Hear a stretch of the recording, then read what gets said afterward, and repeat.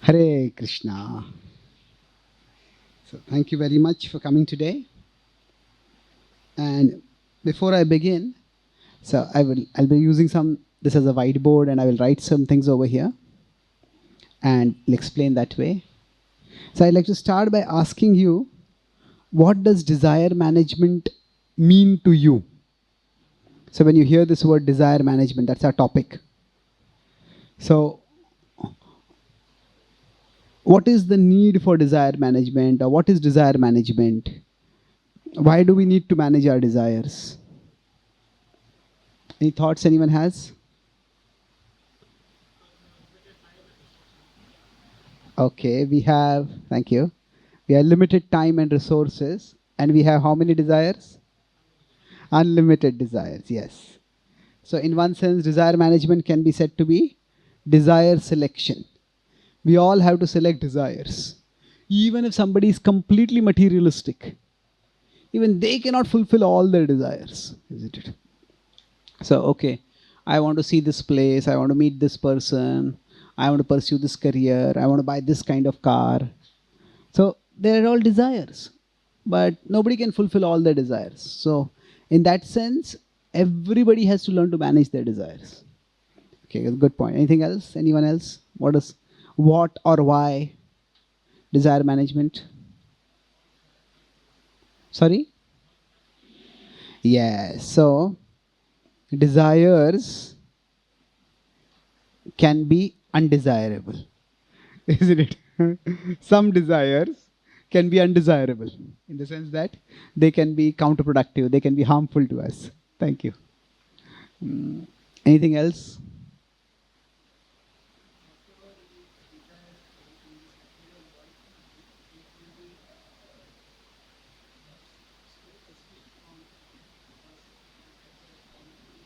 Okay. So often the desires point us toward temporary things. And those things will go away at the time of death. Or will be taken away at the time of death. Maybe even before also at times, isn't it? So that is a problem. Anything else? Sometimes the desires cost much more than what it's worth, the efforts and time and energy that we put. True. You can say the price is much greater than the price.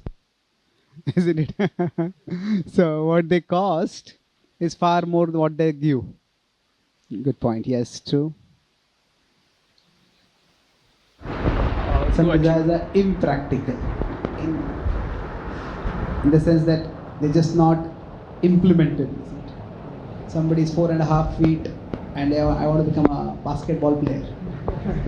That's not going to work unless you create a basketball for dwarfs separately. Yeah.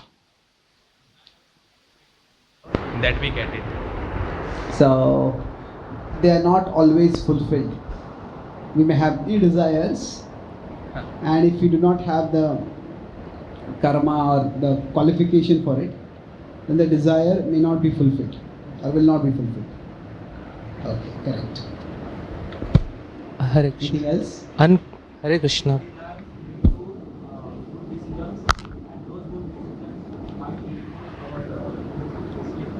Okay. So our desires determine our decisions, and then our decisions determines our destiny. Well said.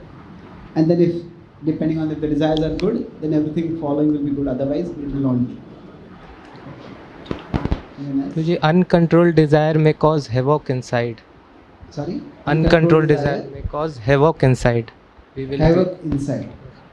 So uncontrolled desire, yes. It's not only inside, it can cause havoc outside also, eventually. But yes, inside, definitely. Material desires create a bondage and trap us into this material world. Okay, they cause bondage and so okay, material desires.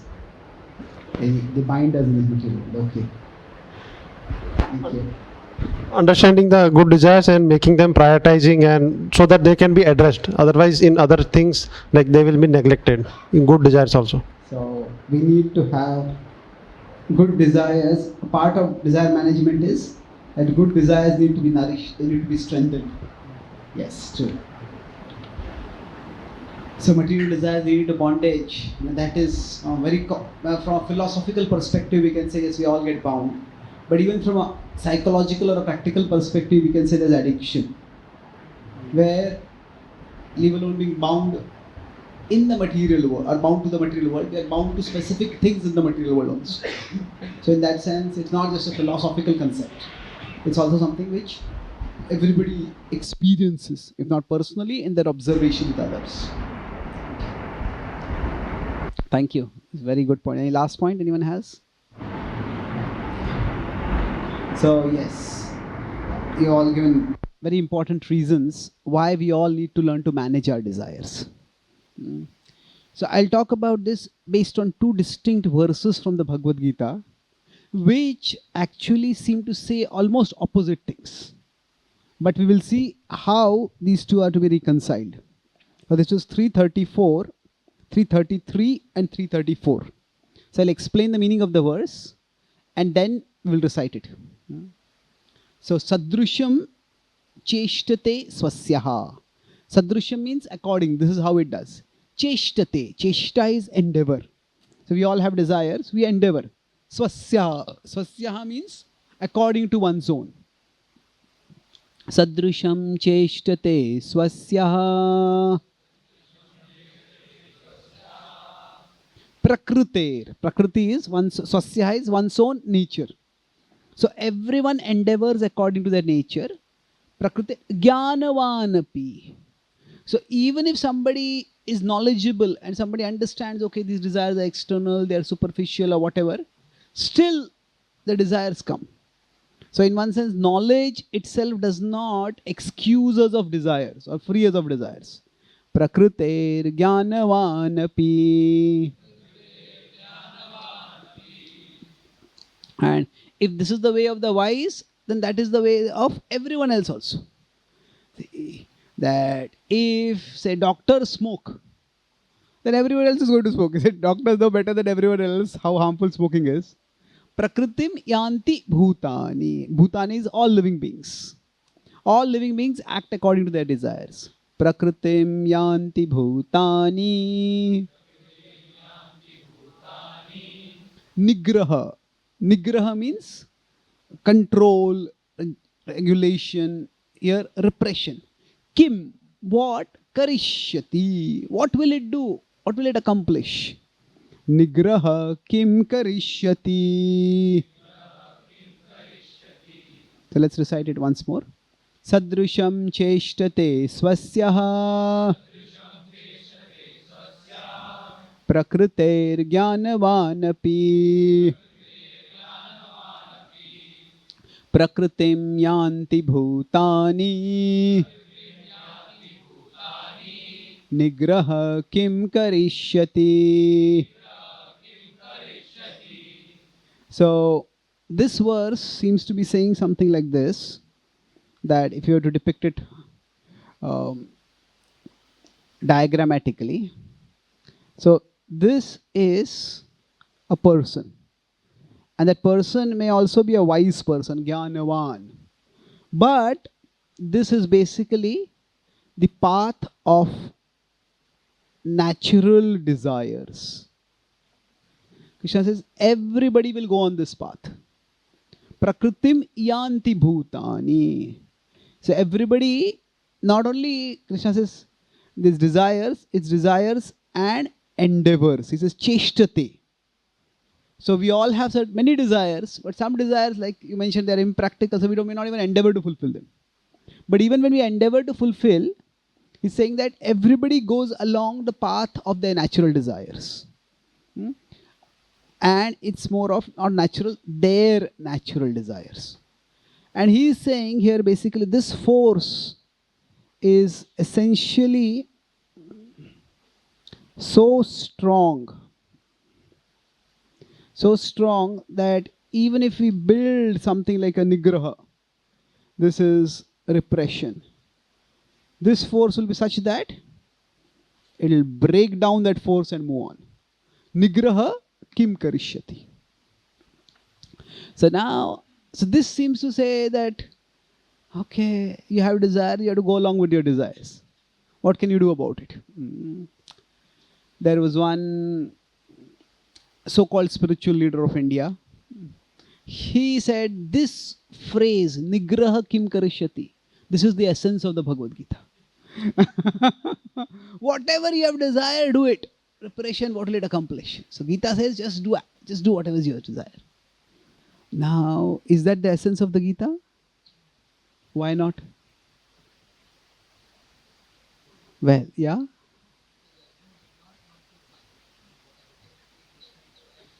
So his desire was to not fight, but he ultimately fought. That's a good observation.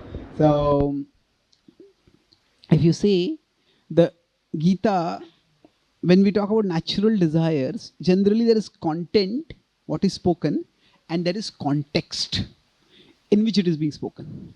So if you look at the content of this verse, yeah, it does seem to say, what is the point of doing anything with your desires, in any way trying to control them? But the very next verse, what does it say? We have to look at what comes before, what comes after, and then we have to understand the meaning in context. So let's look at this next verse. Indriyasya. Indriyasya is what? Indriya is senses. Indriyasya, indriyasyarthe. Artha is object. So senses and sense object. Indriyasya, indriyasyarthe. Raga, dvesha. Raga is attachment. Dvesha is aversion. I like this. Dvesha is, I detest this. I dislike this. I loathe it. I hate it. Raga, dvesha, vyavasthitau. So vyavasthitau means that it is already there, but the raga and dvesha, vyavasthit. Vyavasthit means properly. It needs to be properly regulated. Raga dveshau vyavasthitau. So why does it need to be regulated? Tayor means these two. Na vasham agachet. Vasha is control. Don't go under their control. Don't get controlled or captivated by them. Tayor na vasham agachet. Tau is these two. Ya asya. So the word asya comes thrice. Indriyasya, indriyasyarthe. The Gita is poetic, and one of the poetic characters of poetry is that there are poetic ornaments. So sometimes repetition of the use of the same word. So tau ya asya paripanthi. Now these are obstacles on the path. These are paripanthi actually means thieves on the path. So these are dangers. Tau ya asya paripanthi. Now. So let's recite it together. Let's recite once. Indriyasya indriyasyarthe. Raga dveshau vyavasthitau. Tayor navashamagache. Tavyasya paripanthinau. So, Krishna, what he seems to be saying over here is that even when we are going on this path, actually there are thieves. One thief on one side, one thief on the other side. This is raga and dvesha. So he says that na vashamagachet. So nigraha can mean vasha. Nigraha means control, regulate. And he says, don't come under their control. Or previous verse he says, what can control accomplish? And then this verse he is saying, don't come under their control. So basically, what is he telling over here? So we could say, these two verses, we could say they are talking about two sides of a pendulum. So one is controlling desire. The other is being controlled by desire. Now specifically here Krishna is talking about controlling desire in terms of to the point of repressing.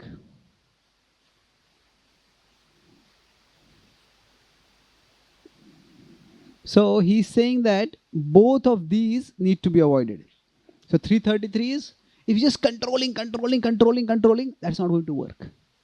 But on the other hand, if you just let yourself be controlled, okay, I like to eat this, I'll eat that. I don't like to eat that, I won't eat that. I like to watch this, I'll watch this.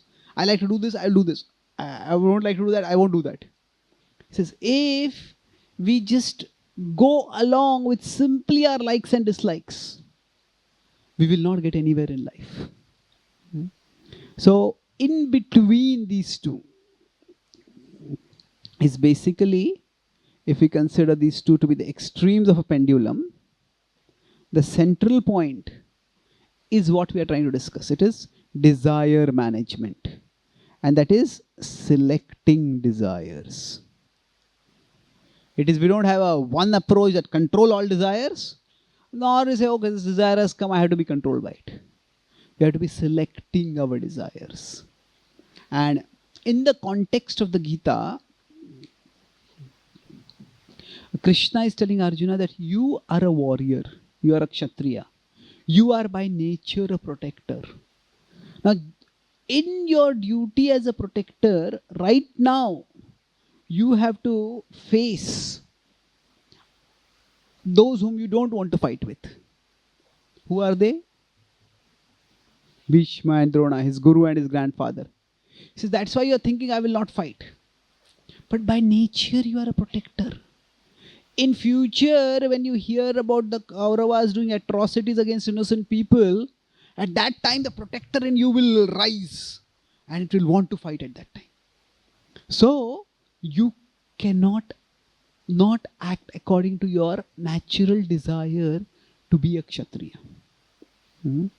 So that is not talking about any and every desire. It is Prakriti refers to the natural desire which is according to one's Varna. And we'll discuss that a little later. And then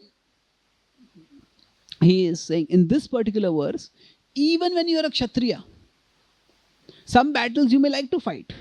Some battles you may not like to fight. But don't come under their control.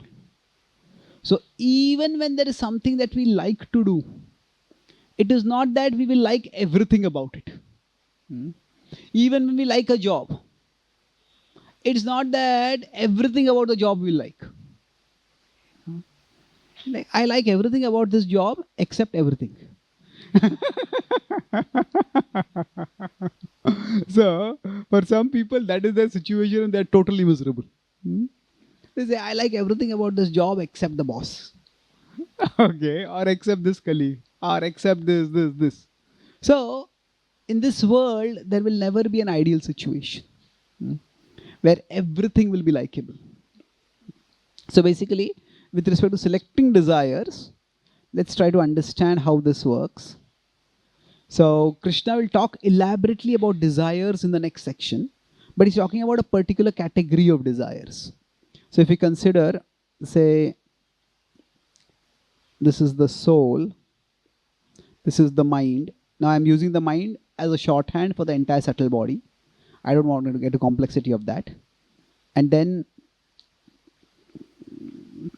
here there is the body. And all this together is the conditioned self. So Prabhupada would use the word Atma to refer to the soul, and he would refer the living entity or to refer to the conditioned soul. And then outside, we may have many objects. So, okay. So these are objects. And maybe for this, for one of these we feel raga. For another there is dvesha. For another again there is raga. Again there is dvesha. So basically we like some things, we don't like some things. So now these likes and dislikes are stored in our mind, in our subtle body. And in this subtle body, we could say there are two kinds of desires. Is this color visible there? Okay. So the terms may vary for these, that we could call this as vritti. In English, the word is instincts. And there is vasana. And this is impulses. So I'll go into that soon, but let's look at it specifically here. Generally, how do things work? From the soul, consciousness is what comes out. So from the Atma comes Chaitanya. And Chaitanya goes through the Manas, then it goes to the Sharir, and it comes to the outer world. So for example, if I consider, say this is this flashlight is the soul, is the Atma, and the beam of light coming from it is the Chaitanya, is the consciousness. So consciousness comes from the soul and goes out through the mind. Then it goes out through the karmendriyas. Let's go out through the karmendriyas or the gyanendriyas. You know what are the gyanendriyas? Eyes, nose, nostrils, skin, and ears. Okay. And what are the karmendriyas? Hands, legs, the reproductive or excretory organs, and the power of speech. So basically, normally consciousness first goes through the gyanendriyas out. And say, right now you are hearing me. And you take that information, consciousness goes out and comes in. And it takes in the information, you notice, okay, I'm asking a question. Then you answer the question. When you answer the question, the consciousness again comes out. And this time it comes out through the karmendriyas. Your tongue speaks something and some words come out. So basically, consciousness is always flowing in and out.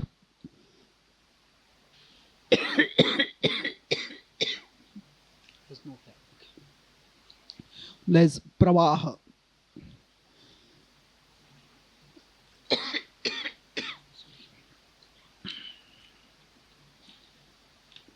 Can the AC be decreased slightly? Or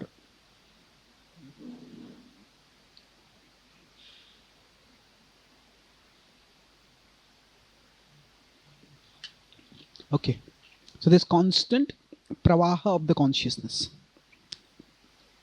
And quite often we tend to think that the object triggers desire within us. That is true, but the object is not the cause of the desire. The objects that are there, these are triggers. They are not causes of desires. What does that mean? That it is not that the object that is filled with desire, and from the object, desire is injected into our consciousness. No. See, for 10 years now, I have been traveling across the world. So 2014, I started going to America. And whenever I give classes, I often give contemporary examples. So when I'm in India, I often give examples from cricket. So when I went to America, especially when I was speaking to American audiences, the organizers told me, don't give any cricket examples here. I said, why is that? He said, is it that Americans like baseball more and they don't like cricket? He said, that is true, but it's not that they don't like cricket. For them, cricket is an insect, it's not a game. So, what happens is that if there is no impression inside the mind of cricket, you may see cricket, there's no desire coming from it, coming for it. Okay, somebody is playing, somebody is doing something in a field. But for Indian, they see cricket, okay, what's going on? So, it is not that the external object is the source of desire. There are impressions inside us. Suppose somebody passes by a bar. Now, they are never drunk, they have no interest in drinking. They pass by the bar, they may see the bar, but there's no desire that comes. If somebody is an alcoholic, they pass by a bar, then there is no bar for them to go to the bar. Sarva dharman parityajya. So they just straight rush into the bar. So the difference is what is inside their consciousness. So inside our consciousness, there are impressions. And those impressions, so to put it another way, that say, if this is the mind, I'll just focus on the mind now. Now, if there is a samskar over here, some kind of samskar, let's keep one over here. Then when the let's say the input from the consciousness comes in, it might be small over here, but as it goes through it, it becomes bigger. And then by the time it reaches the soul, it has become the most important thing. Like I said, for alcoholic, the input goes in through the eyes, goes through the mind, and by the time it comes out, it's become huge. So the mind actually does two things. Mind is the transmitter of consciousness. That means consciousness goes from the soul outward and comes back inward. But it is not just a transmitter, it is also a transformer of consciousness. Transformer means that some stimuli, when they come in, they become very big. Some stimuli, they don't become big. Some stimuli, they don't even go in only. So, the mind is a transformer of consciousness. And depending on what is present within the consciousness, that thing will either go up or come down. So for us, what is inside the consciousness will determine what becomes big, what stays small, or what just disappears. So with this background, now let's look at these two things, vritti and vasana. So our desires, they have categories.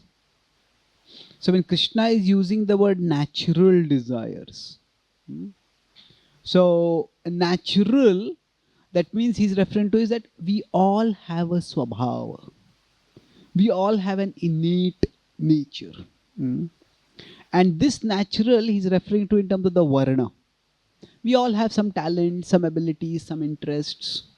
And accordingly, certain desires come up within us. So these are natural to our body-mind machine. And then these are what we call as vritti. Everybody has a vritti. Now apart from this, there are other desires which could be called as artificial. Now I'll explain by artificial what it means actually. So, but let's try to understand the natural desires first. After the Pandavas won Draupadi in the Swayamvar, then they left the royal palace and came back to the small cottage where they were living temporarily in one room in the house of a Brahmana. Draupadi's father and brother were naturally concerned whom has Draupadi married actually. They looked like Brahmanas in the sense that they were dressed in the garb of Brahmanas. They had sat in the category of the Brahmanas. But they were very well built and their skill in archery and in the mace fighting was extraordinary. So they decided to test the Pandavas. And then they called the Pandavas to their home, to the palace basically, for a banquet, a feast. And Drupada invited them and took them to a long room and seated them. And he said, I'll just be back. And he left and the Pandavas sat over there and they looked around.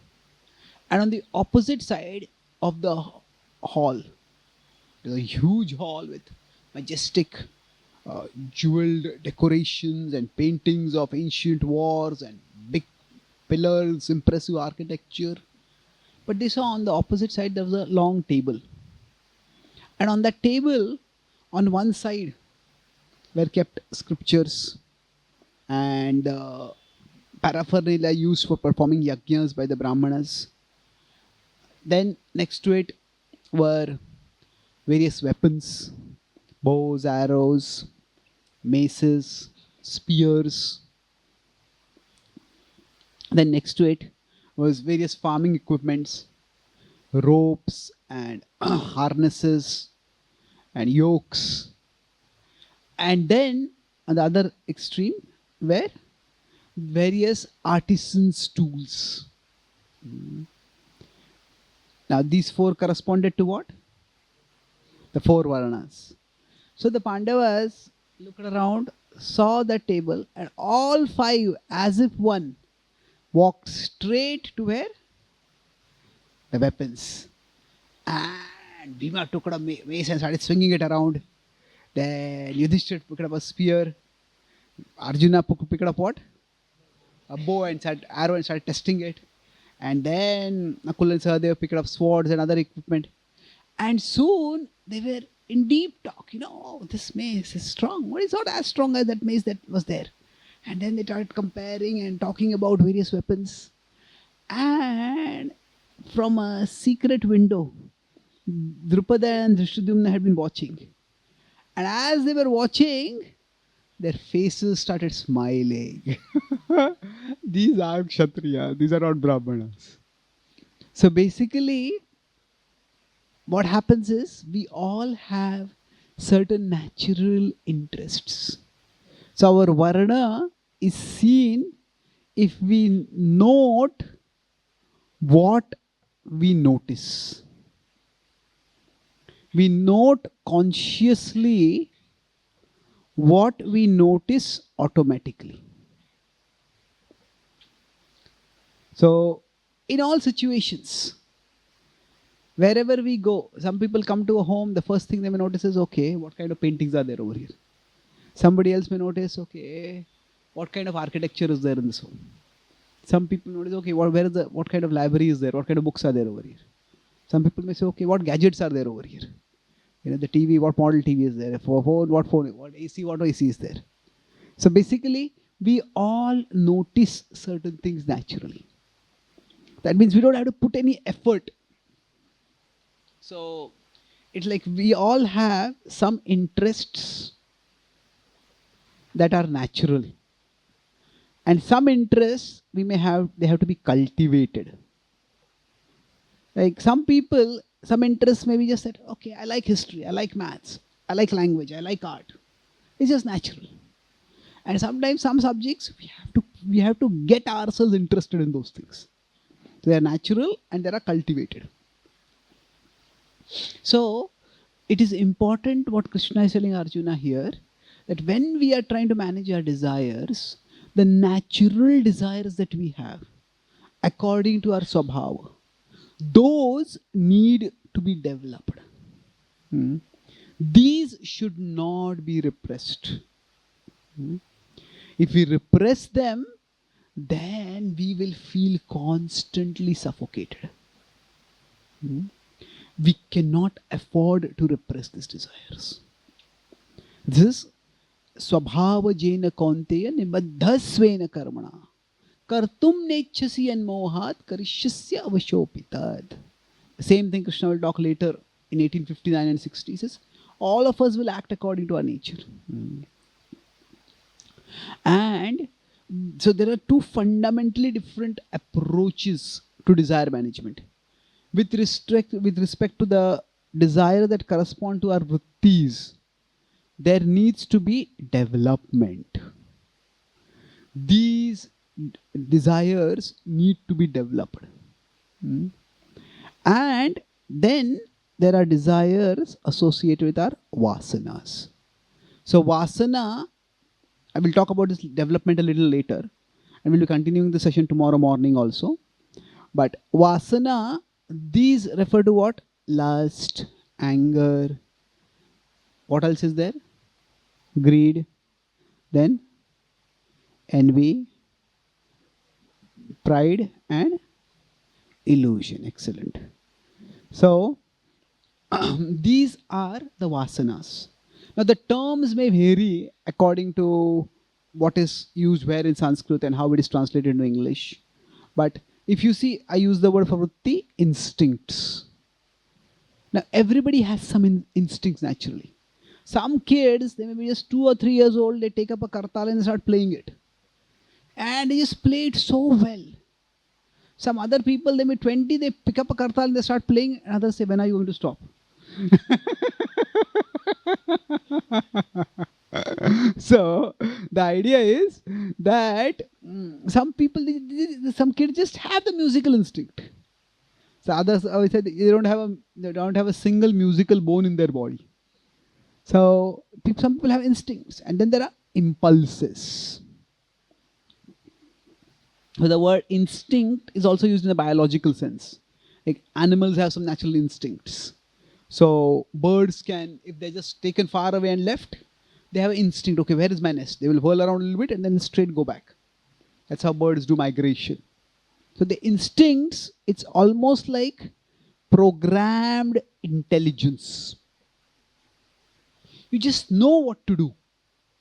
Some people have a language instinct. They just speak what they want to speak and they speak it so precisely. Others just struggle and stumble over words and they can never articulate what they want to say. And then somebody else says, yeah, that's what I wanted to say.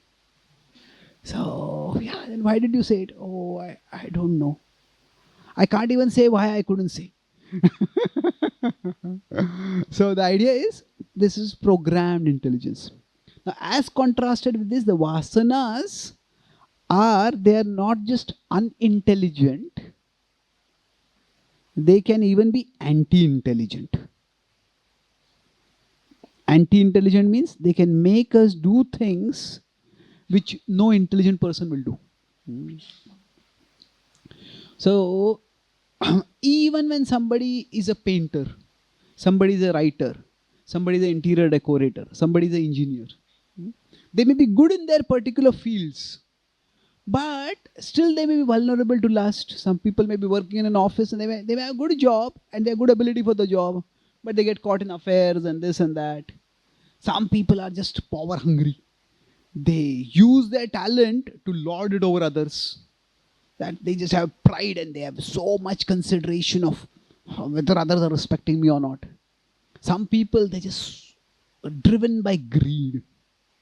So somebody may be a good doctor in the sense they may be competent as a doctor, but they may not be compassionate as a doctor. They may see their patients as simply sources of money. And then such doctors can create a lot of trouble. What is that saying? A doctor cures your ills with your pills and then kills you with the bills. So, the idea is impulses are unhealthy. And with respect to the vasanas, there has to be a pathway. There has to be regulation. And regulation, ultimately, regulation means we have to create some boundaries. Now, anger may not go away in anyone completely, but anger is regulated. Say, for example, if we go to workplace, then we may get angry, but we are not going to yell at our boss. Now, if we yell at our boss today, we'll have no one to yell at tomorrow. Only people will yell at us for why we yelled earlier. So we have to be regulated in what we do. So now, from regulation, it can also go towards elimination. Those particular things may go away completely.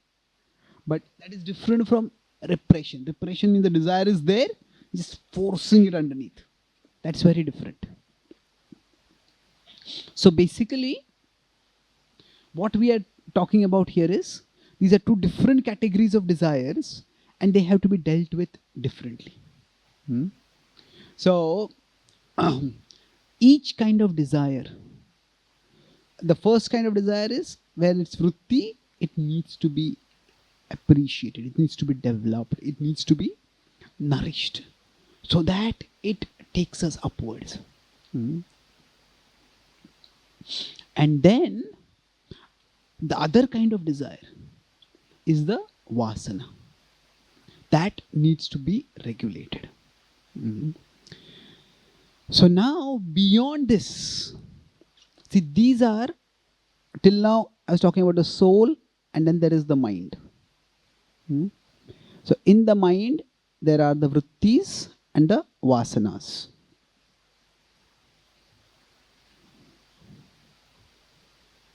So we need to each different, so these we could say we need to develop these desires. So we develop these desires, we regulate these desires. Okay. So to develop, before we can develop, we need to appreciate first. Appreciate what are our natural interests, what are our natural gifts. So appreciate. Then the vasana we need to regulate. And then there is a third category of desires.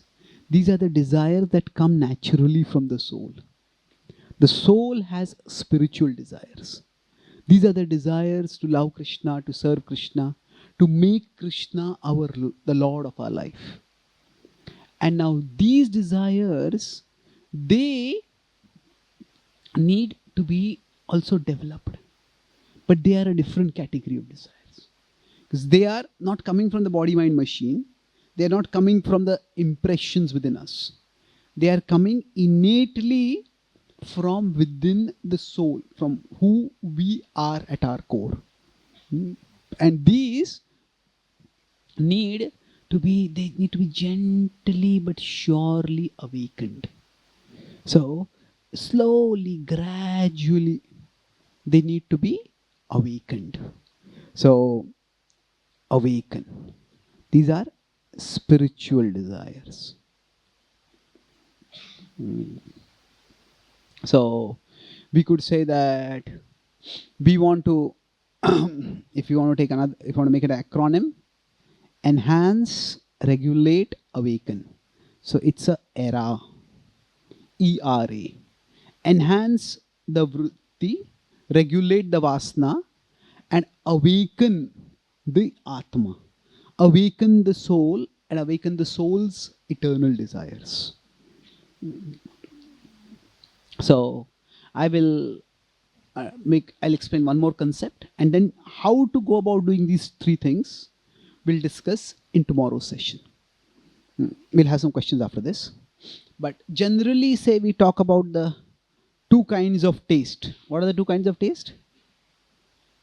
Yes? Which are the two kinds of taste? You have heard the word taste? You'll think, is that a test? So which is there is a? Yes, okay, good. There is a higher taste and there is a lower taste. So I was wondering what are you thinking about the taste? So param drishtva nivartate, Krishna says. So generally we are told go from the lower taste to the higher taste. But what happens for many of us, if we are here, this going from the lower taste, the higher taste seems to be too high up. And when you try to go to the higher taste, many times it's like we have to take a high jump here. But instead of the high jump, we go up and we go further down. So it just seems to be too difficult. So what Shastras describe is actually in between. So here, this is true, but it is this is a higher spiritual taste. This is a lower material taste. But you could say there is a higher material taste. Now what do you mean by higher material taste? The lower material taste comes from the vasanas. So somebody has lust, Just indulge in the lust and they get some pleasure. Somebody has a loss of pride, and when they get power and recognition and prestige, then they feel a lot of joy. So that is the vasana. Now there is some pleasure in that, but that takes us down, and often we take others down with it. The spiritual higher taste, it comes through bhakti, specifically as bhakti rises towards rati and prema at the higher stages of bhakti, or you could say when it comes to the level of ruchi. Basically we start getting a higher taste in bhakti. So for many of us, the whole system of varnashram, it is not so much about dividing people into 4 groups. It is more about engaging people in such a way that they can get a taste where they are at. So if, see, nowadays, sometimes people ask, why are so many people depressed? I say, that is not the question you should be asking. The question you should be asking is, why is not everyone depressed? Isn't it? Life is so difficult. Isn't it? There are so many things wrong in the world. There are so many things wrong with us. There are so many more things that can go wrong. We are getting the negativity from everywhere in the world. Isn't it? The human mind is not designed to get so bombarded by so many bad news from so many places. So the question is, why is everyone not depressed? Sometimes people ask, nowadays pornography use is so much common. So why are so many people using porn? And the question should be, why is everyone not using porn? He said, lust is there in everyone and it's so easily available. So how is it that everybody is not doing it 24 hours a day? So now, of course, I'm not saying it is a good thing to do, less or bad. But the point I'm making is, why is it that when it is so easily available, why is everyone not doing it 24 hours a day? You say, okay, I've got a job, I've got family, I've got this. Well, there are so many people who are wealthy enough, they don't have to do anything. But still, they don't just indulge 24 hours a day. Why? Because there is a part of us which wants something more in our life. Okay, how many of you like humor? How many of you like humor? Humor, jokes. Jokes? Okay. If you don't like it, I am a little concerned. So now, say if you like humor, and there's a comedy show where there is humor. Now we may enjoy it, isn't it? But somebody tells you from tomorrow onwards, you have no financial obligations, no social obligations, no even physical obligations. You can eat as much as we want, you won't become fat. No obligations. Just sit in front of a TV and for the rest of your life, watch comedy shows and laugh. Now, will we enjoy that? Now, maybe if you are a little fed up 1 hour, 2 hour, maybe really fed up for a weekend. But after that, we want something to do. Isn't it? We all need to do something which matters, something of value. So, it is natural for us. See, it's like we want pleasure, but we don't just want pleasure. We want meaningful pleasure. Just hearing jokes and laughing at jokes, okay, that's good as a break. Maybe some yukta, hara, vihara, some entertainment is there. But we don't want that for the rest of our life. So the idea is that we often say we are pleasure seeking. And that is true, but what we really want is meaningful pleasure. Not just meaningless pleasure. And that's why nowadays we may say that, nowadays social media is so easy, well, people just mindlessly keep scrolling things. Well, that is true, but the question is that it's so easily available, why is everybody not constantly scrolling? Because eventually, okay, I want to do something of value. So now, of course, if the vasanas are very strong, that urge for doing something meaningful may go away. It may be very, very strongly covered. But we all want to do something which is of value. Now, it may not be of world-changing value, but I want to do something of value. And it is a rutti, when we understand that, when we develop that, then we can do something of value. So, when we feel that I am doing something of value, that gives us a higher taste. It may not be a spiritual higher taste. Like somebody is a doctor. They may not be a spiritual doctor, but if they actually are interested in medicine, they like to care for people. Now they of course want money. They spend so much money in getting the education. They want money. But their interest in treating the patients is not simply to get money. They get some joy in doing that. So then that joy will ensure that they don't become greedy or possessive or exploitative like that. So for every one of us, this material higher taste is also important. Now, of course, the material higher taste is not the ultimate thing, because even with the material higher taste, we are going to die. And then this material higher taste is not going to take us to a higher destination, because it's still in the material world. But this can be like a stepping stone from the lower taste, from the lower taste of, say, just indulging in the senses, to the higher taste of doing something of value, and to the ultimately higher taste of being absorbed in Krishna.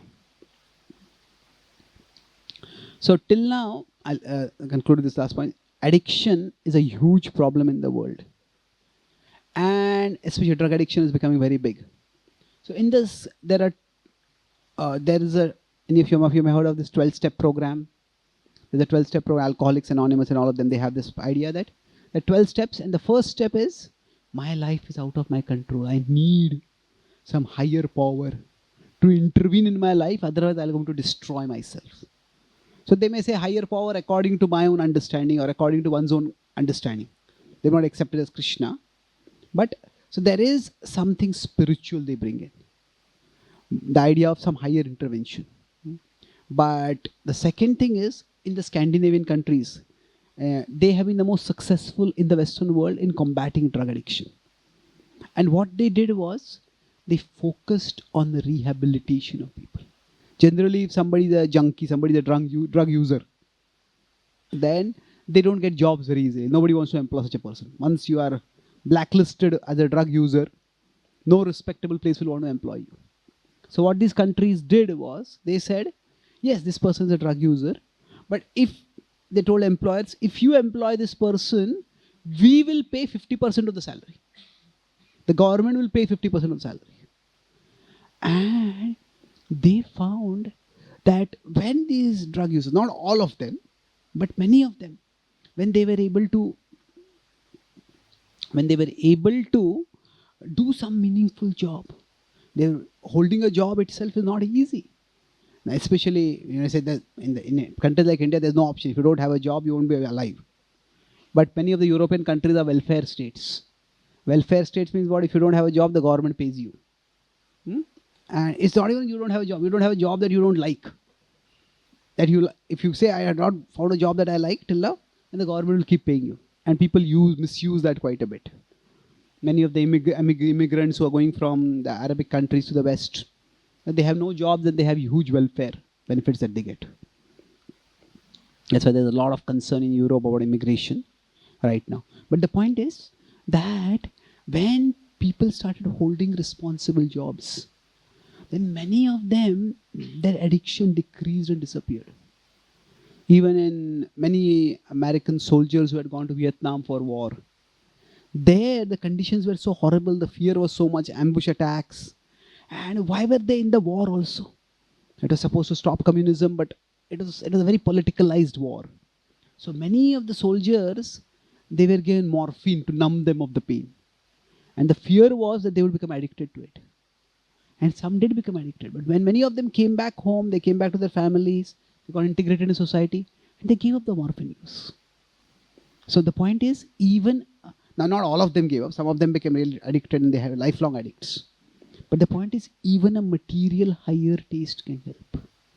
So both of these, so if people get some meaningful engagement and they have some higher power within their lives, they connect with Krishna, and so basically this is like connecting with Krishna. This is connecting with one's swabhava. So when we can do this, then we will find that our desires, specifically in terms of the vasanas, they will become easier to manage. We will be able to go beyond them. So I'll summarize what we discussed today. I talked about 4 main points. The first point, we started with the paradox in this verse, that controlling desire, that is not healthy. Controlling desire, especially in terms of repressing it. And being controlled is also not healthy. This is based on 333 and 334 in the Bhagavad Gita. So the Gita is telling us we need to do desire management. We need to select our desires. So how to select the desires? For that, I discussed about where do desires come from? Desires, basically, something comes into the mind and then it becomes bigger. So there are impressions in the mind. And so the mind does 2 things to our consciousness. What does it do? Transmit and transform. So it allows things to go in and out, karmendriya and gyanendriya, but in between it transforms. This is based on the impressions. A Sanskrit word for this is samskaras. And then we discussed about the different kinds of desire that are there. So within the mind, there are certain healthy desires and certain unhealthy desires. So what are the healthy desires called? Vritti or instincts and vasana. And then beyond that there is the soul. The soul has its spiritual desires. So we discussed that there are 3 steps with respect to what is the acronym?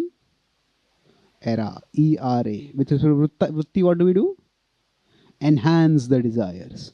This note consciously what we notice naturally. We discussed the Pandavas example. And vasanas, what do we do? Regulate that. And lastly, the spiritual desires, we awaken those desires. They may not be there, but we awaken them.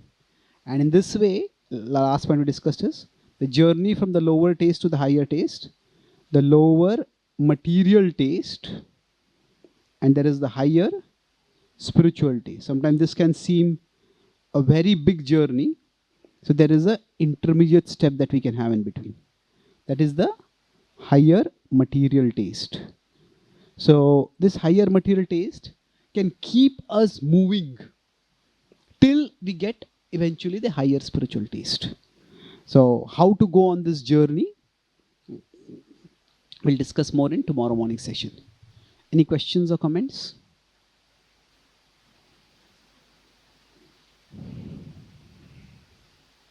Yes, please. Do we have a mic? Hare Krishna Prabhu, thank you for the class. Actually, my question was that sometimes impulses are gift wrapped as instincts.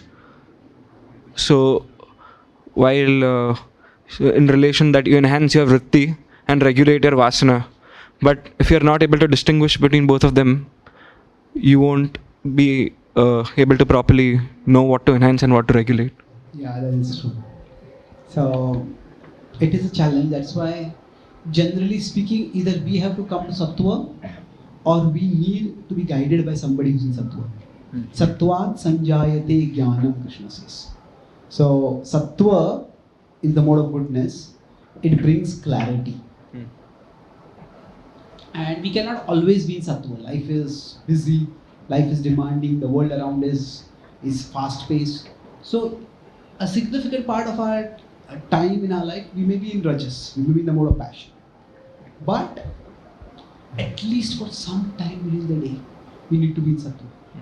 And that's the time we make our major decisions in life.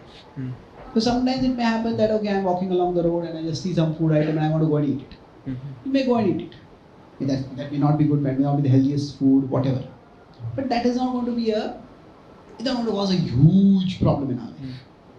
But if the major decisions are made on the impulse, today I go to office, I have a bad interaction with my boss, I resign.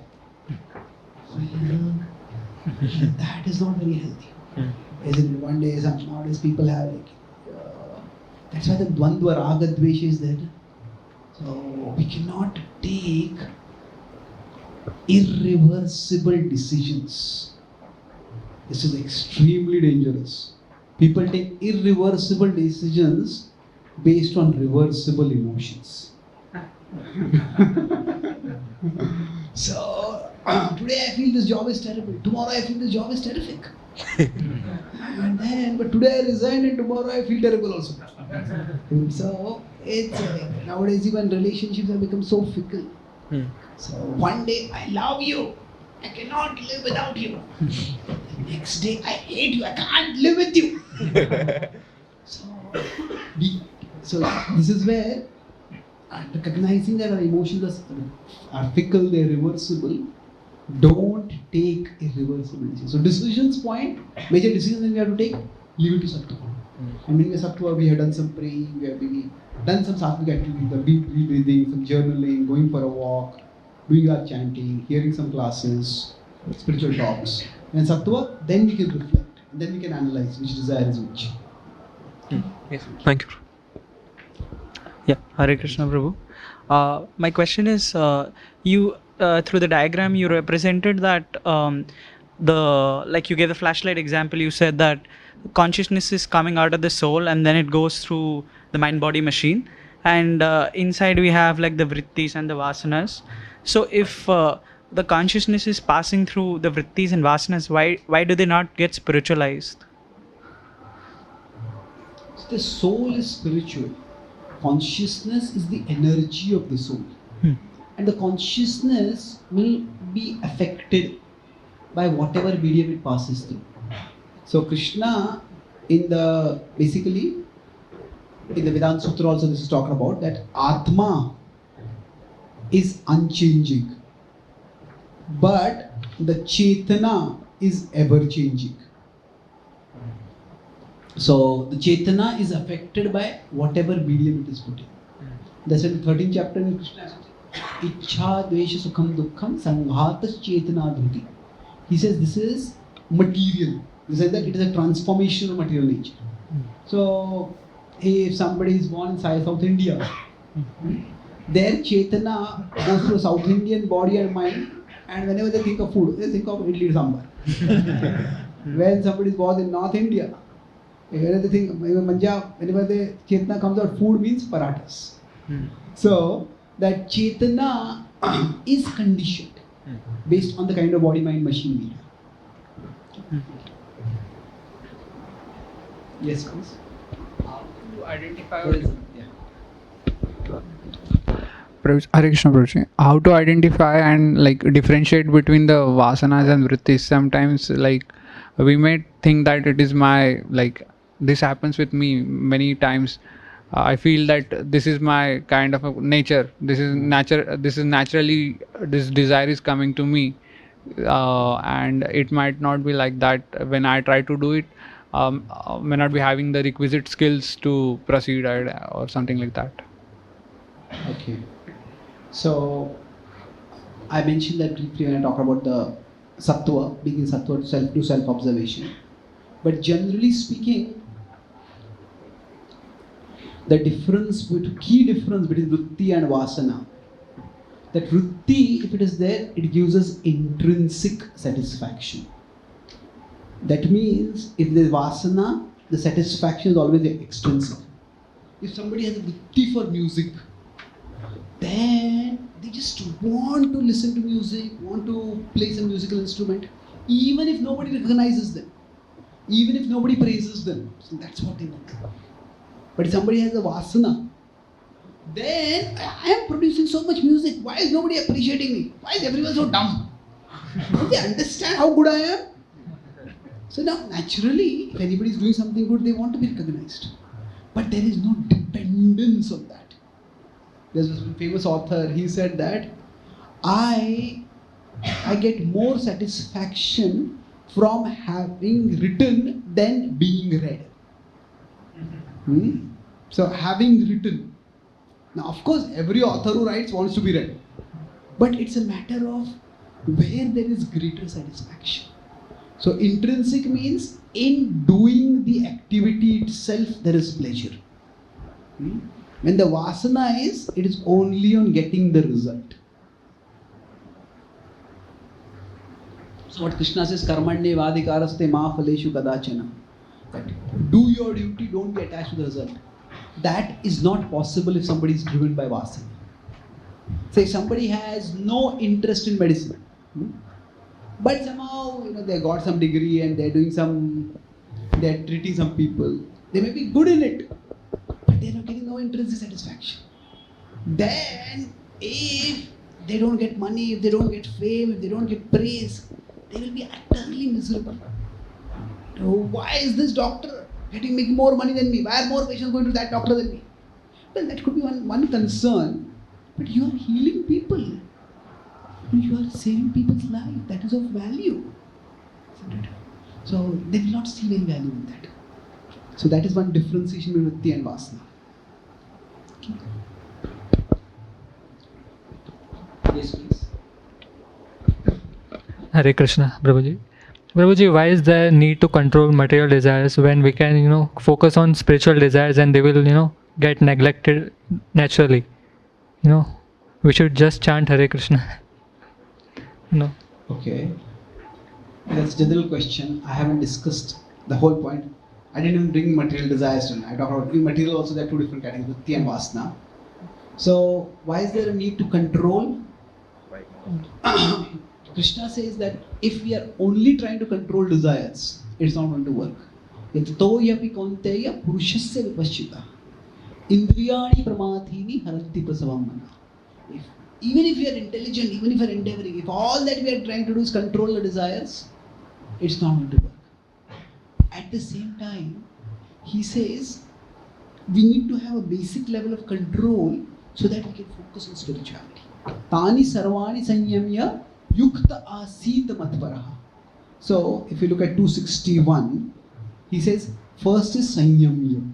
Tani sarvani sanyamya. Sanyamya, in one sense, it means control. So, if a line has if a verse has 4 lines, A, B, C, D, Tani sarvani sanyamya, then yukta asita matparaha. Matparaha is then focus on Krishna. So, if we do not have basic control, we can't focus on Krishna. So, like right now, you're coming and hearing this class. Right? The mind is super distracted, the senses are pulling in various directions. Then we won't be able to sit and hear this class also, isn't it? So, there has to be some basic level of control. Then we can focus on Krishna. And then what happens? Vashehi yasya indriyani tasya prajna pratishtata. Then there will be vashe. Vashe means it's conquest. There's 3 steps. So you could say control, if you want to use 3 C's, control, concentration, conquest. There is basic control at a material level. Then there is a concentration on the spiritual. And then there is conquest. So vashehi yasya indriyani. So we could say, another way of looking at it is that for us, control is like a launching pad. Then the launch toward the spiritual. So if a rocket has to be launched, it has to have a firm foundation. If the foundation itself is fickle, collapsible, launch cannot happen. Okay? Yes. So, yes. Hare Krishna, thank you Prabhuji for the lecture. Prabhuji, my question is, you brought an angle of spiritual desires also. So now we all have vritti. Say, let's consider an example of having good prasadam or having good food or listening to music. Now we have always heard when we come to spirituality, we just do all of those things spiritually. If you like music, then you start listening to kirtan, and that's how you dovetail our desires. So when we are dovetailing those desires, is that what you are referring to as spiritual desires? Basically, my question is, what is the difference between our vritti and spiritual desires? Or in other words, it is so that when spiritual desires awaken, they ultimately transform into vritti, and then that becomes our vritti, and that's how we act out of, or it's different from what you refer as vritti? Good question. See, there is a difference between spiritual desires and spiritualized desires. Spiritual desire means it's directly the desire of the soul for Krishna. So, in the spiritual world, the soul does not need a material body. The soul is naturally attracted towards Krishna. So these are, you could say, they're intrinsically spiritual desires. So that this does not depend on the Bhakti. But we are right now in the material world. So around the soul there is the mind-body machine. And we use whatever is natural for us also in Krishna's service. So for example, chanting and hearing. These are naturally spiritual desires because we are directly focusing on Krishna. Now, apart from that, somebody may do a seva of distribution, somebody may do a seva of cooking, somebody may do a seva of managing, somebody may do a seva of teaching, counseling. So these are the sevas which you can do according to Bhakti. So at our stage, we don't have to really very rigidly differentiate. Yena kena prakarena mana Krishna niveshit. Somehow or the other fix the mind on Krishna. But the point is that whatever is our vritti right now, somebody is a graphic designer and then they make very attractive posters for Krishna. It's not that in the spiritual world there will be a graphic design facility for us, isn't it? So there, it's the vritti, use it in Krishna's service, but gradually we'll get a direct attraction for Krishna. Thank you. Yes, please. Hare Krishna, Prabhuji, Dandavat Pranam. Prabhuji, just you mentioned Varnashram system, Varnashram also. So, Varnashram is meant not for dividing people but engaging people. So, I want to understand how Varnashram is also related to Vritti and Vasanas. So, when in Bhakti also, Bhakti on the devotional platform, I suppose, is above the Varnashram system. So is it if somebody is on the platform of like higher taste or something, so he is affected by those vasanas or vrittis or not, or how it is related to Varnashram system and then higher platform is related to vasana and vrittis? Okay, good question. So two different things over here. See, the vasanas will definitely go down when we develop our spiritual, we come to the devotional platform. But at the same time, the vritti will remain. So if you consider the Pandavas, now we consider Yudhishthir and you consider Bhima. Yudhishthir was almost like a Brahman Kshatriya. That means he was a Kshatriya, he was a warrior, but he was relatively a peaceful warrior. Try as much as possible to resolve things peacefully, try to tolerate. He's a Brahman Kshatriya. Now Bhima was a Kshatriya. You could say a Kshatriya squared. So he was itching to fight. And their natures did not change just because they were elevated devotees. So it is that while we are in the material world, there are certain aspects of our materially embodied condition that will remain. Say if somebody has a dark complexion, is it that when they become pure devotee, suddenly their complexion will become white? Well, no. They may look more brighter because they are so cheerful and energetic, but the complexion will remain the same. So there are certain aspects of our material embodiment which may not change. And they don't need to change. It's not that everybody has to be. Devotion means we are all harmonized. It doesn't mean that we are homogenized. Harmonized means we have one purpose. Homogenized means we are just one substance, we become one. So devotion doesn't homogenize us, it harmonizes us. And that's why there is a difference in terms of each person may still have their vritti and they may use it in Krishna's service. And we don't have to worry too much about whether this is conditioned or whatever. As long as it is being used in Krishna's service, that is what matters the most. Okay? Maybe one or two more questions, then we'll stop. Hare Krishna, Prabhuji. Prabhuji, during Gurukul system, how did the Guru identify the Varna of the child? And after knowing the child's Varna, how did he engage them in certain activities so that they will balance their spiritual and like material life? We have to stop romanticizing the past. Because life has always been complicated. And there's never a past when the guru had some magical power by which they could perfectly take, oh, you're a Brahmana, you're a Kshatriya, you're a Vaishya. It is always a challenge. It always takes time. So in general, the Varna can be understood by two things. There is Guna and there is Karma. So now Guna, it can be translated in many different ways. One way is competence. That means if we have the Guna to do something, if Guna is if we have the Guna for doing something, we are comfortable doing it. The Karma for doing something, there is competence in doing it. Comfort means it feels good doing it. Competence means we are good at doing it. Some people just like music. Now, some people may like music, but no one else likes their music. That may happen. So they have the Guna, but they don't have the Karma necessarily. Not everybody who likes music becomes a celebrated musician. Not everybody who likes to write, some people may just write a journal. They may not become a celebrated writer. So ideally speaking, if there is a combination of Guna and Karma, then this is the best indicator of our vritti.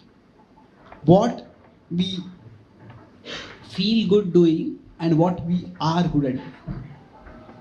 And generally, if the Guru is observing carefully the children, then they can learn. Now, to some extent,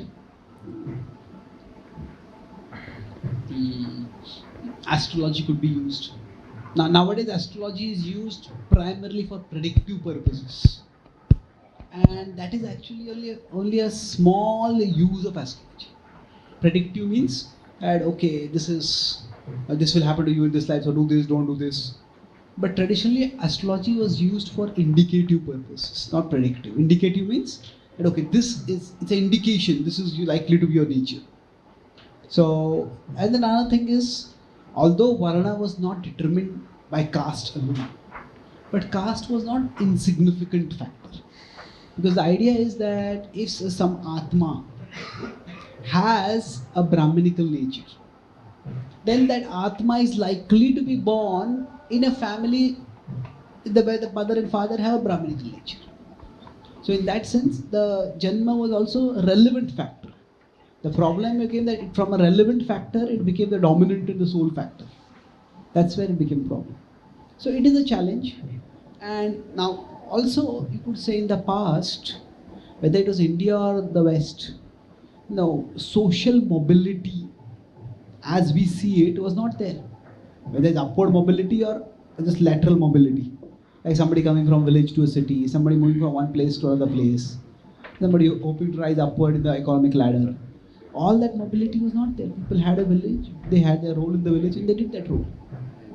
So generally, they were born and they took up the role that worked best for them. Thank you. Okay. Hare Krishna Prabhuji, Dandavat Pranam. So actually I have two questions which I think might coincide with one of your answers. You mentioned about artificial desires, so I would like to have some clarity about it. And the second question is that from the era part that you explained is for enhancing our vritti, the things which we are good at. So for example, like taking music, if we are we enjoy music or we are also good at it, but if we have certain tasks that are more important at that time to fulfill, but since we are enhancing our vritti, so how do we manage that enhancement? The second part I'll talk tomorrow. Oh, is how to implement this. What are the first question once again? Artificial desires. Okay. Artificial. What I meant by artificial is that there are many desires. I said generally desires are not, they are triggered by outside. But many desires are often injected from outside. That means we see repeatedly advertisements. See, in one sense, lust. The word lust has a very negative connotation in today's world and in traditional circles. But lust, in the sense of male-female attraction, is vital for sustenance. That's how reproduction happens. That's how life goes on. All living beings have lust. But in most living beings, it is they get that desire when there is a mating season. When a cow is in the heat, they have the biological desire coming up at that time. But it's not that they're constantly triggered. And it's not that there is something which is triggering them constantly. In our society, in our culture, the desires are being constantly triggered. So we are actually in a unnatural or artificial state of perpetual sexual stimulation. Because there's just so much bombarding us constantly. Same way with respect to greed. There's so much bombarded, buy this, buy this, buy this, buy this. So in that sense, when I said artificial, what I meant by is that they are unnaturally stimulated. It's not that in nature there is a endless parade of tempting sense objects constantly going in front of us. But yes, there are sense objects, but the way today's culture is arranged, they are constantly bombarding us. So in that sense, they are unnatural. Now, briefly to the other question which you had about vritti. See, the vritti can be somebody's profession. In English, there are two words. There is vocation and there is avocation. Avocation means it can be a passion, it can be a hobby also. So sometimes somebody may be able to do it as their job. Sometimes, okay, I just have some space that I need for doing this. I may have to take up some other job. I may have some other responsibility. But some time I need for doing this. That gives me strength, that gives me satisfaction. And then I can do other things in my life. Okay? Yes, please.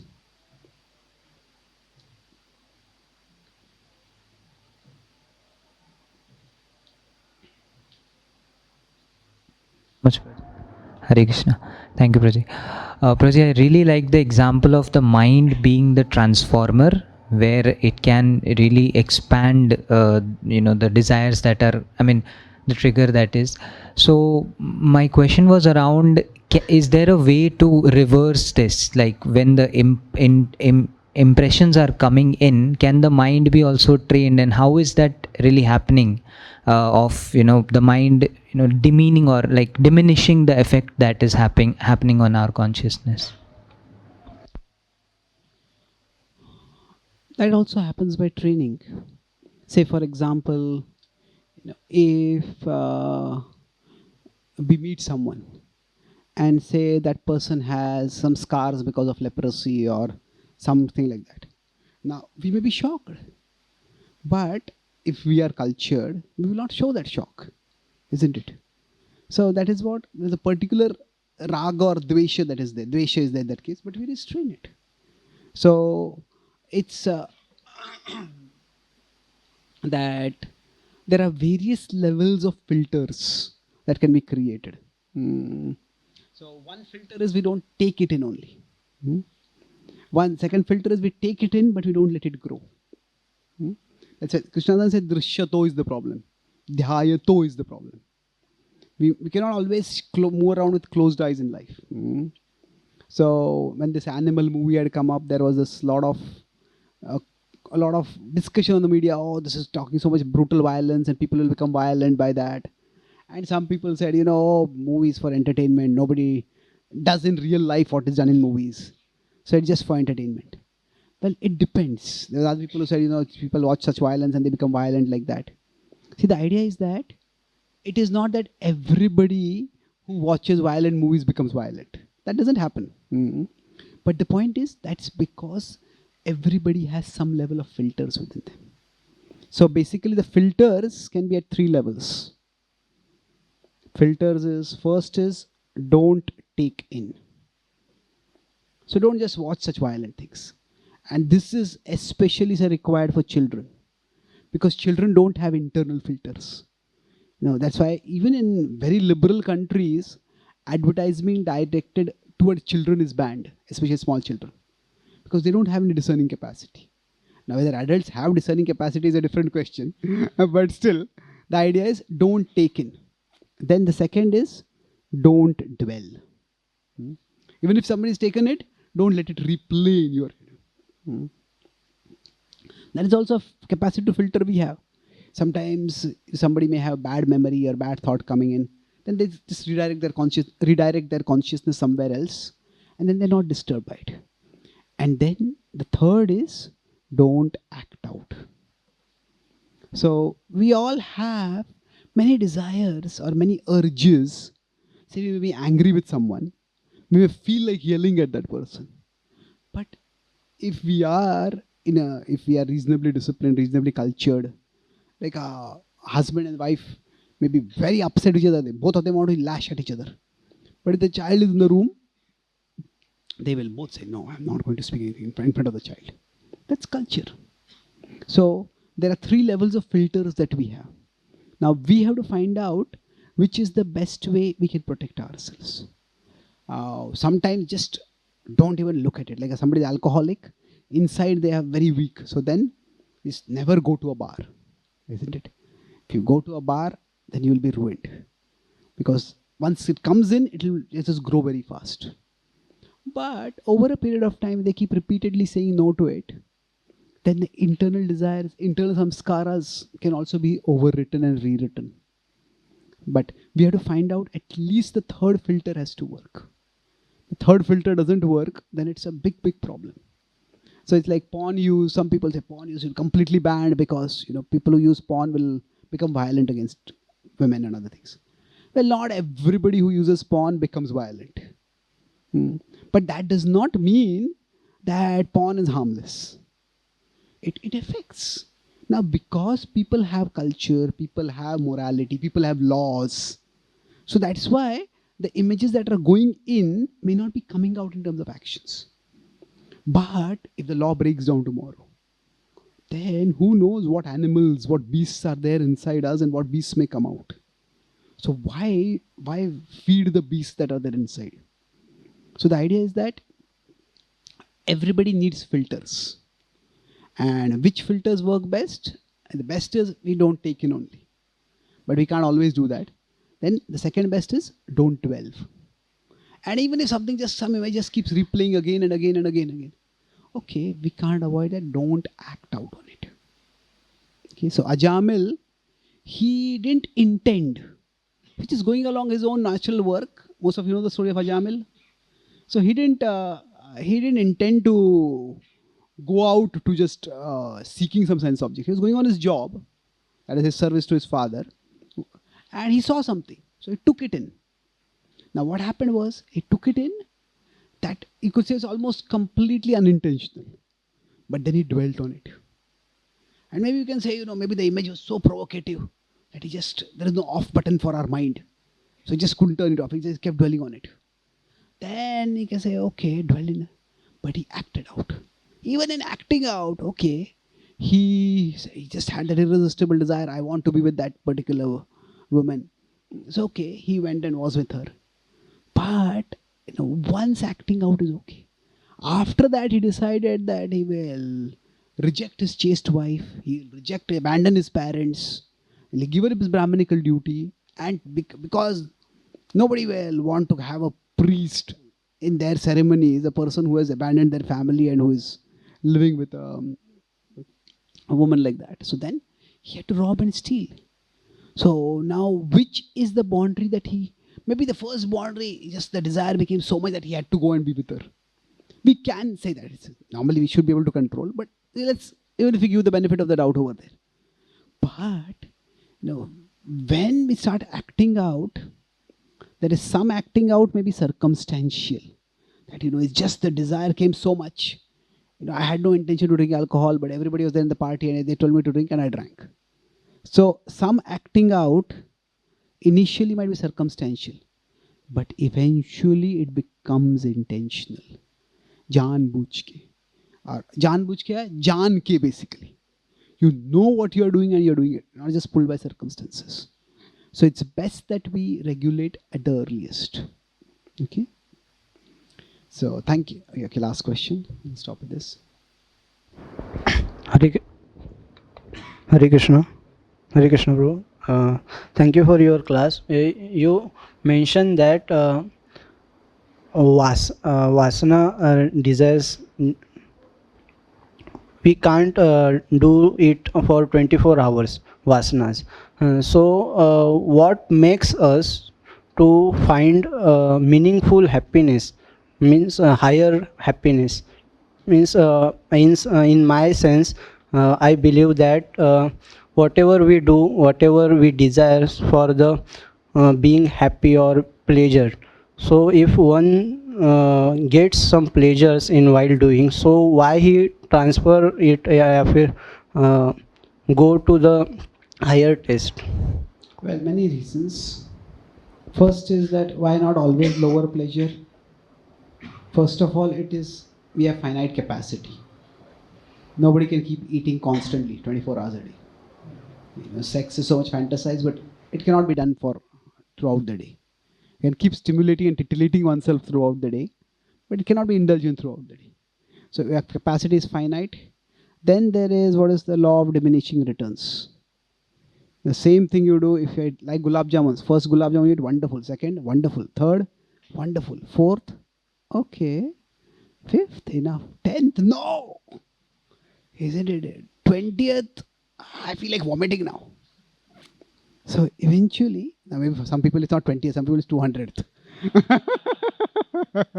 But the point is that law of diminishing returns is going to come again, ultimately. So that's also another reason. So now, of course, the problem is that the desire subsides for some time, but then it comes back again after some time. Okay, I made 10 gulab jamuns right now, I feel nothing more. But maybe after 6 hours, again I want 10 more. It can happen like that. But at least at that time, it goes down. So just there are just physical limitations to how much we can enjoy. Now here we are, of course, assuming that there are no financial or social limitations. But even if they are there, even if they're not there, still there are other limitations which are just unavoidable. So there are, of course, social, cultural, financial limitations in how much a person can enjoy. Now beyond that, the thing is that these are ultimately, they are dissatisfying or they are incompatible or insufficient, because we are spiritual beings, we are souls, and the soul wants something more. So now, if the spirituality is very much diminished, the person may not seek anything more. But we all do want something more in our lives. And that's why people seek something. Now, sometimes they may find it, sometimes they may not find it. But generally, nobody can just go on enjoying forever. Because it just becomes so meaningless. It just becomes completely deadening. So this, because we have souls, we have spiritual potentials, we may not necessarily know Krishna and want to love Krishna, but we want to do something of value. See, there is Sat, Chit and Ananda. So Ananda is a third feature. Sat means we want to exist. Nobody wants to die. People will fight very hard to somehow continue to live. Anand is joy. We want to exist, we want joy. But Chit, when we look, we have consciousness. With the consciousness, we want to make sense of things. When we are processing, say, if you're looking at what I'm speaking and writing, and if I am just writing in some strange language, it doesn't make sense. See what's going on. The whole point of Chit is to make sense. So we want meaning. So because of the conditioning, sometimes the soul's innate longing may not manifest much, but it is still very much there. And it will manifest at some level or the other, some time or the other. Okay. So thank you very much. Srimad Bhagavad Gita ki, Srila Prabhupada ki, Gaura Bhakta Vrinda ki, Nitai Gaur Premanande. So just a quick announcement. Much of what I spoke today is from my book. Please get the books from outside. So much of what I spoke today is from one of my latest books. You are not your mind. You are better. So there are 64 reflections on mind management based on the Bhagavad Gita. So that's one book. There are some diagrams and graphics also similar to what I have depicted over here. And there are a few other books you want to apply. So there is Gita for daily mindfulness, 365 articles based on the Bhagavad Gita. So this is one article per day, and each article is based on one verse from the Gita, and there are some questions which you can use for reflection. And this has various sections, how to overcome temptations, how to be more sensitive in our speech, how to be less ritualistic and more spiritual in our activities, how to face adversities, how to see God in our daily life. As I explained, this is Bhagavad Gita for daily mindfulness. So this is what I mentioned. The Gita. This is the Gita from an applicational perspective. This is the Gita from a psychological perspective. This is you are not your mind. Then this is the Gita from a scientific perspective. We are demystifying reincarnation. There's about 25 stories of children who remember their past lives. The mechanism of reincarnation is described. What are ghosts? That's explained from a scientific perspective. And these two are Gita from a. So these two are books for those who are interested in going deeper into the Gita. This is based on broadly the Baldev Vidyabhushan's commentary. This is based on Chakravarti Pad's commentary. This is the Gita from a analytical perspective. So if God controls everything, do we really have free will? No. If Krishna is equal to everyone, then why is on one side of the Pandavas? If the modes do everything, then why are we held responsible for our actions? Questions like this are answered. In this book, there are 100 questions, answers, again with diagrams, 2-page articles. This is also 100 articles, but this is the Gita from a relational perspective. That is, how the Gita is not just a book of philosophy, but it's actually a book that expresses Krishna's love for Arjuna. And by extension, divinity's love for humanity, for all of us. So the Gita seen in the light of the Krishna-Arjuna relationship based on the Mahabharata. That's what is explained in this book. So if any of you would like to have any of these books, they are available outside. And I'll be here for a few minutes in case you want a signature or anything like that. Thank you so much. Hare Krishna.